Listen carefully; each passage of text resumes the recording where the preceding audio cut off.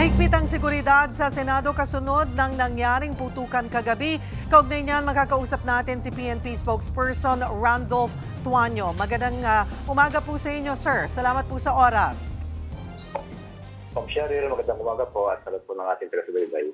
Mula po sa nangyari kagabi, ano na po ang latest na impormasyon na iba pa nating nakalap? Apo, mabanggit natin, Ma'am Cheryl, na pinangunahan mismo ng PNP yung pong investigation na nangyari kagabi. Bali po, na-create po tayo ng composite team na kung saan initially po, yung nung nag-deploy tayo ng EOD K9, may mga nakalap po sila mga pieces of evidence. Halimbawa po yung mga spent shells, mga magazines, mga personal belongings. Na i-turn over naman po ito doon sa ating mga SOCO team for preservation. Pero yung grupo po na nakaputukan ng OSAA ay may pagkakakilanlan na po ba? Confirmed na po na ito ay mula daw sa hanay po ng NBI? What do we know about this po? Ma'am Cheryl, may mga operational developments na kaugnay po niya sapagkat hindi naman po maibigay pa yung mga identity po ng mga individual.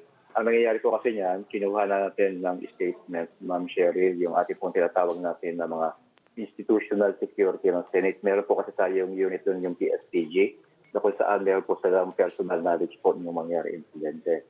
At kung may mga individual po na inibitahan at yung po mga gamit na nakita po yun, ito po ay kasama sa patuloy na investigasyon ngayong umaga po. Ang sabi niyo po ay mga. Ilan po ang nasa side po or nasaan po sila ngayon? Ilan ito? Under sa kaninong custody sila ngayon? Yung mga banggit po natin na ginamit ko po, ito po ay base po kasi sa statement lang po ito ng mga ating pong PSPG personnel. At ngayon po, ongoing po kasi Ma'am Cheryl, yung pong CCTV backtracking nila, kung saan makikita natin involved po dito yung facilities or buildings po ng Senate at yung building naman po ng GSIS. Ang sinisigurado lang natin dito, Ma'am Cheryl, sinasabi nga po natin, yung tahanay ng miyembro ng PSPG sa loob po ay hindi po sila ang nagpapatakbo, yun po ang sinisigurado ng PNP po.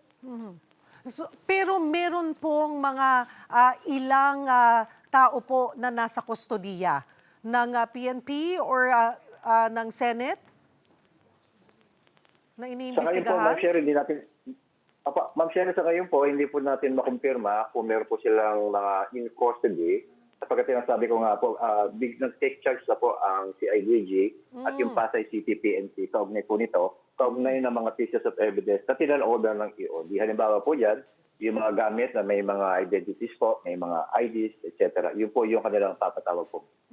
But at this point din po, sir, paano ang pinaigting ba ang seguridad po sa paligid ng Senado? Nagdagdag ba kayo ng security doon? Sa ngayon po, nag-iwan tayo ng tinatawag natin yung stay behind force na umaabot po sa 1,400 plus. Ito naman po ay para sa pagpapatuloy na pagbabantay po ng crowd management kung sakasakali may mga pumunta po. At the same time, yung traffic control na rin po. So we're seeing na safe na po ang Senado ngayon? Tama po yung Michelle, safe na po. At hopefully, Ma'am Cheryl, ma-update po namin kayo within the day yung magiging resulta po ng investigation ng CIDG.